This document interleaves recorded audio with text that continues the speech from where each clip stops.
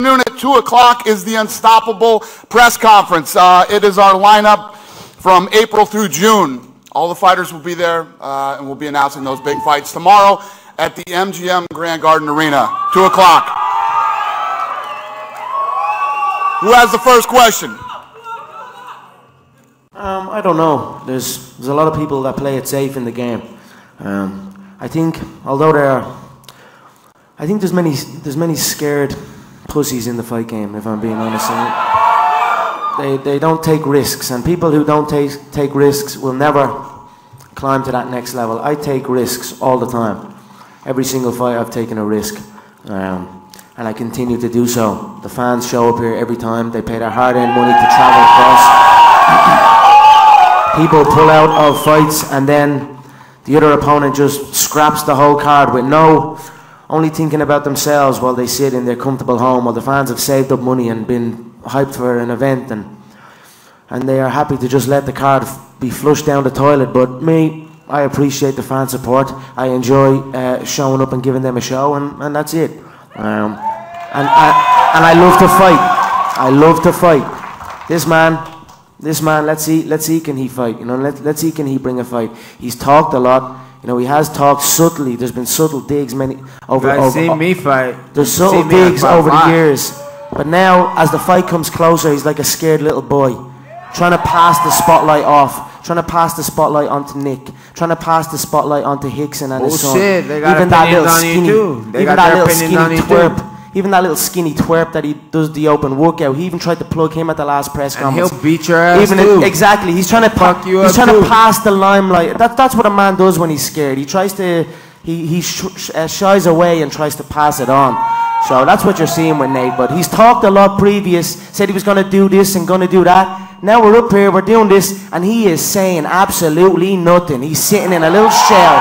So let's see what he's got. You're boxing champion, you're fighting champion when you were growing up. Anybody you looked up to? Yeah, I liked a lot to watch Mike Tyson and big time in Hicks and Gracie, Hoist, Henzo, the Gracie family was real inspiring for me. I got the video. My brother had a video choke when I was 15 years old, and he was already training, and he put that on, and I'd sit up at night and I'd watch that movie, and it put me off on a run or working out, and that was real inspiring for me. Bigger check now than fighting Dos Anjos. Been a little penny check with that. My check. Don't talk about money. You're broke. I could easily switch you up now and go put you back on that 20 and 20 if you want. But all I want is a thank you. Or even a little dance. You're welcome. Even a little dance. Dance for me, Nate. Dance for me. And don't look me in the eye when you dance. For Conor McGregor, first of all. Conor, there used to be a very large poster of Floyd Mayweather on the front of the MGM Grand. Is there a target for you you're headlining for the I might go up there and rip it down myself. And what's he going to do about it? What's he going to do? He can do nothing. So I'll rip that down after this press conference. What's Mystic Max saying? What's he predicting for Saturday night against Nate Diaz? I'm certainly going to toy with the young boy. I'm going to play with him. His entries and his exits, his retreats, his feints, his patterns are all identical. He can't break out of his set routine. So he's very, very predictable. I think the speed, you know, people gave Jose the speed advantage, but that was a mistake. When the fight began, I had the clear speed advantage. I was light on my feet, zipped in and out. I think it will be very, very evident the speed difference. I also know he's heavy on his lead foot, but really now he's like an injured gazelle, and he's more heavy on his left foot.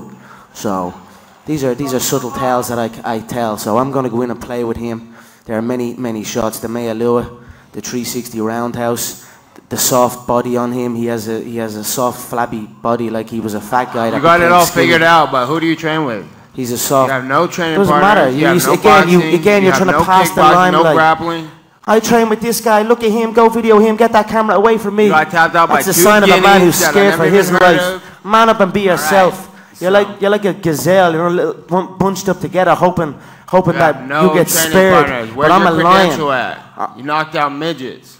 I'm a lion in there, and I'm going to eat you alive. Your little gazelle friends are going to be staring through the cage, looking at you, getting your carcass getting eaten alive, and they can do nothing. All they're going to do is say, "We're never going to cross this river again." Where's your boxing? Who do you train with? You got that little goofy motherfucker with you? You got that skinny I'm training for real. No, I got real training partners. At the real camps with real training Who do you train with? I'd slap the head off your whole team one by one. You and your big brother. Top 10 jiu-jitsu guys. Top 10 kickboxers. You're playing touch butt with that dork in the park, the ponytail. And I'm the one who ain't got no training partner. I don't think so. You seem to have it all figured out when you're fighting midgets. You got shit. Bring your training partners in. You're gonna need them. My whole team will fucking beat your whole team's ass. How about that? Question for you, Nate. Do you get through all of this that Conor is taking you too lightly? He may be underestimating you. Look at my lineup. Who's my last 20 fights compared to his fights? Final question for Conor. Conor, you've talked about your 2 breakfasts. That you've been able to munch on steak. You don't have to worry about what you're eating this week. Has this been the easiest fight week of your career in terms of preparing for weigh-in day? It's certainly been enjoyable.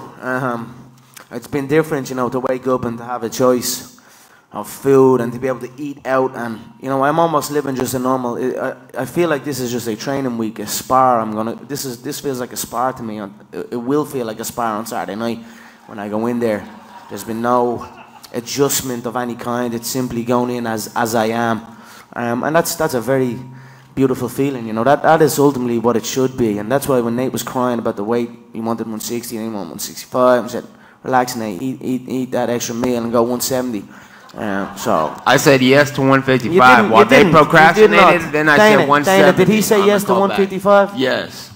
Did what? Did he say yes to 155? Well, there you go. That's it. There you go. There you go. 170. What? The first day we talked, I said yes to 155. When you called back, I said 170 was my call. The next day I said, nothing's changed. You guys want to call back? You don't make any calls. You only answer the call. That's it. We find out 170. Hey, and then he tried to get it to 160, and now we're at 170. So don't act like it was your call, motherfucker. I'm calling that shot. Call no shots, Nate. Let's be honest here. You call absolutely nothing. You sit there. Why'd you try to told what to do and you do it. Why'd you try to fight at 160 then? Okay. Argument done. Why is the fight at 170? I said 170. Because I called it. Because your fat ass needed to get comfortable. I wanted you to put your feet up. You need a fight. You need a fight in a week. That's why.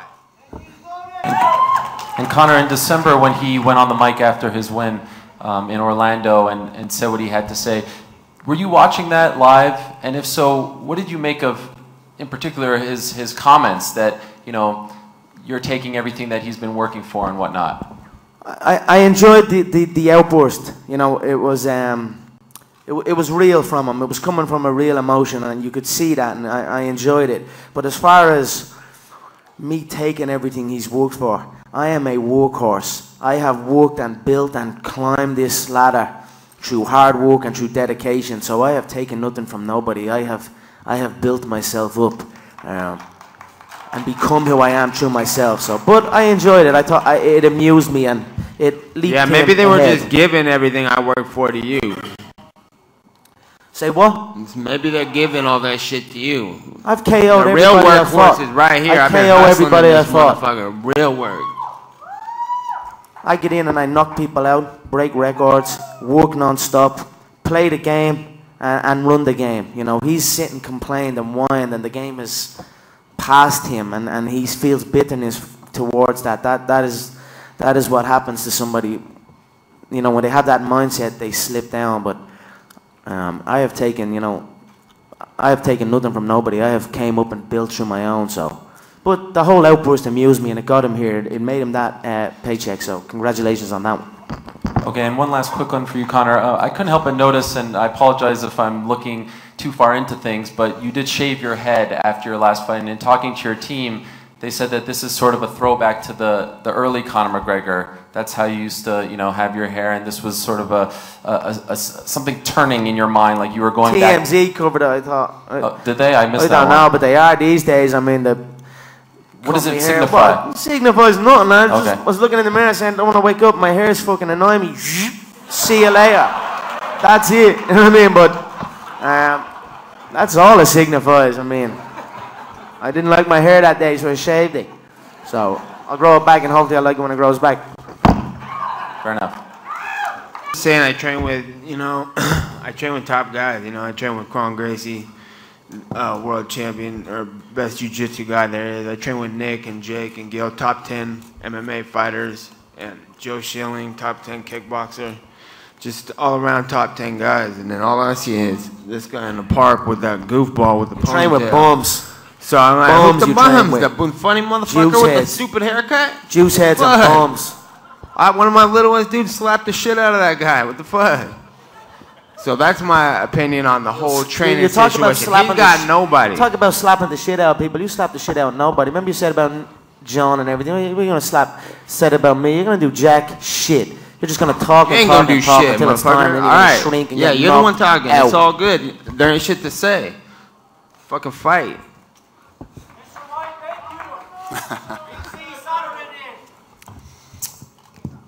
She done? Was that the end of your question?